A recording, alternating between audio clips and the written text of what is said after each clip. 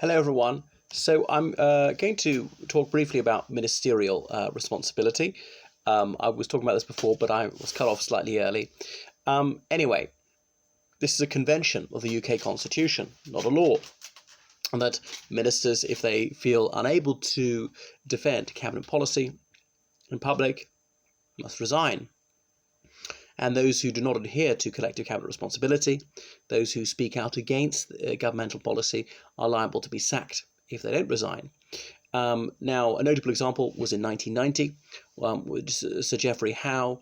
He was Deputy Prime Minister. He'd had various positions, like Chancellor Exchequer, under Margaret Thatcher, who was then Prime Minister, and he disagreed with her over the European Economic Community, as it then was. It's since metamorphosed into the European Union.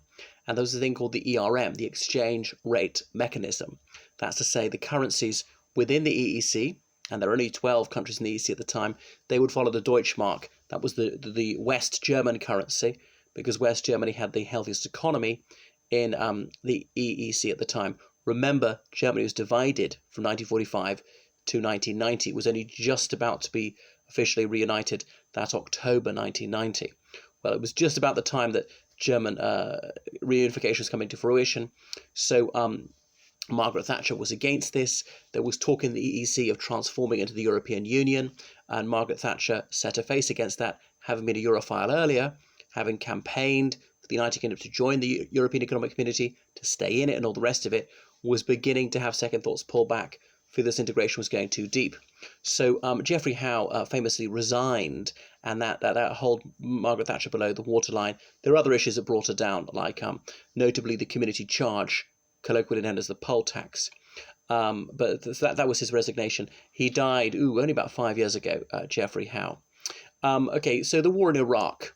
Robin Cook, who had been Foreign Secretary, was still a cabinet minister in March 2003, said he resigned over this because he thought it was unwise and wrong to go to war without domestic or international support when the legal position was dubious and all the rest of it.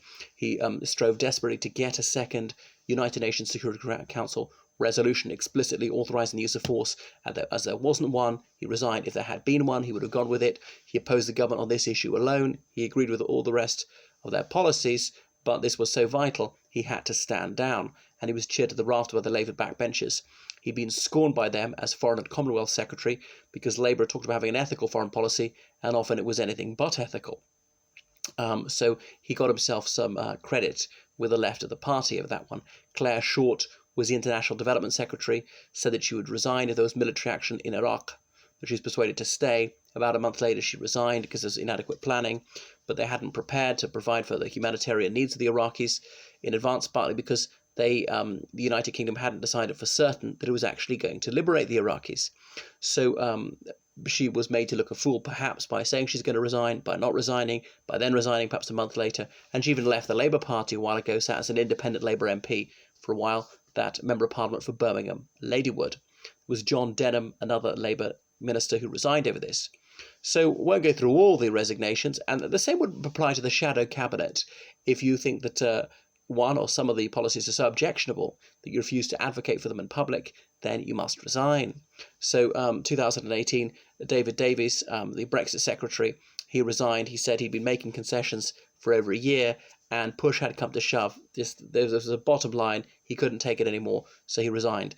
Likewise, Boris Johnson, remember, who was Foreign and Commonwealth Secretary, he too resigned in the summer of 2018. Theresa May said it came as a shock to her because he'd been at Chequers that weekend, the Prime Minister's country retreat in Buckinghamshire, and that had these discussions to be on board with all the policies. He'd been driving the policy to a large extent as Foreign Secretary, but suddenly found it unconscionable. Now, was it a cynical move of calculation? I suspect it was. He wanted to get the top of the greasy pole to be Prime Minister, and he calculated he stood a better chance of getting there if he resigned than if he didn't. Because if he did not resign, he had to sign off on an agreement which the Eurosceptic wing of the party would find unsatisfactory. Anyway, it obviously panned out for Boris Johnson because only about a year later, Theresa May resigned and Boris Johnson won the leadership election. He's very popular with grassroots Conservatives.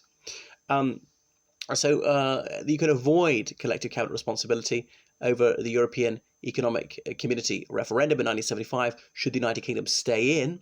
That June 1975 referendum, a few months earlier, 2/3 of people were going to vote no, don't stay in, leave the EEC.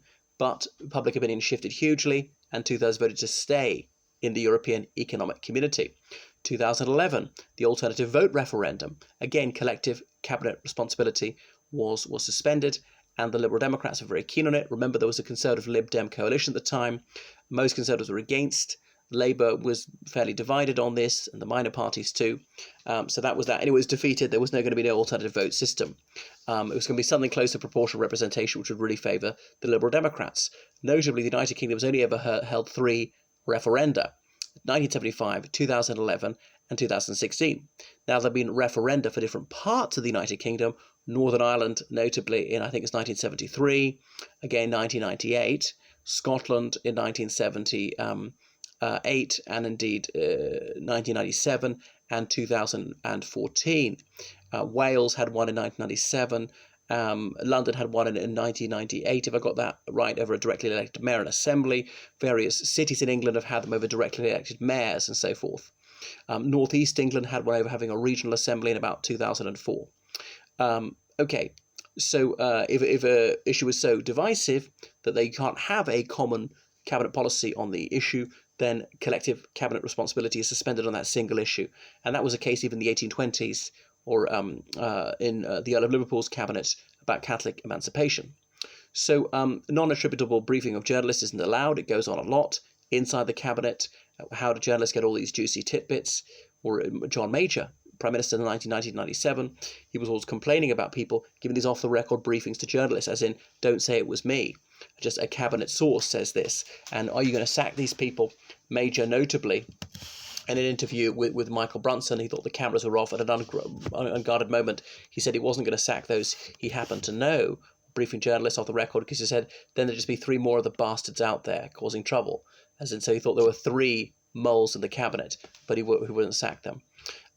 So they often say a sources close to the minister might be the minister himself. So is this in reality dissenting from government policy? I suppose it is, but I can't think of everyone who's ever been dismissed for doing that. And often you can't prove for certain who was briefing. You just have your suspicions. So there was a no confidence motion which brought down Jim Callaghan, the Labour Prime Minister, in March 1979. It led to a dissolution of Parliament. He lost the vote of confidence by the narrowest of margins, and went to the country. Obviously, there was that May 1979 election, which brought Margaret Thatcher to office. Perhaps people say that Callaghan should have called the election in late 1978, before the winter of discontent. Labour was marginally ahead in the polls. Margaret Thatcher wasn't seemed that impressive as leader of the opposition. Sonny Jim, that's Callaghan, he was more popular than Thatcher was. He was rather more popular than his party. Okay, so go on to the Ministerial Code. The Nolan Commission on Standards in Public Life came up with 7 principles, like integrity and disinterestedness and so forth. So it says this: holders of public office are accountable for the decisions and actions of the public and must submit themselves to whatever scrutiny is appropriate to their office, so they can't tell the press to back off. Anyway, that is just a very brief introduction to ministerial responsibility. Toodaloo.